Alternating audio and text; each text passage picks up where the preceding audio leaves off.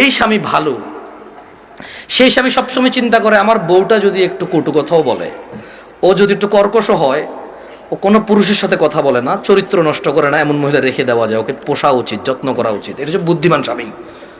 একজন বুদ্ধিমান পুরুষ কি করে? যখন ওর বউ চরিত্র ভালো থাকে, কি থাকে?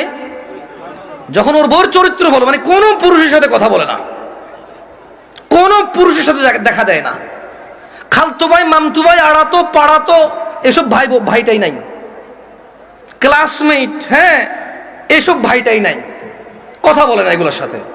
কিন্তু একটু জ্বালা যন্ত্রণা করে জামাইয়ের সাথে, cash cash cash cash cash, যেটা স্বভাব আর কি কিছু কিছু মহিলার, হ্যাঁ, করে। এই সারাদিন এই নাই সেই নাই, কমপ্লেন আর কমপ্লেন। কিন্তু ঘরের ভিতরে কোথায় কোথায় একজন বুদ্ধিমান পুরুষ ওই মহিলাকে রেখে দেয়।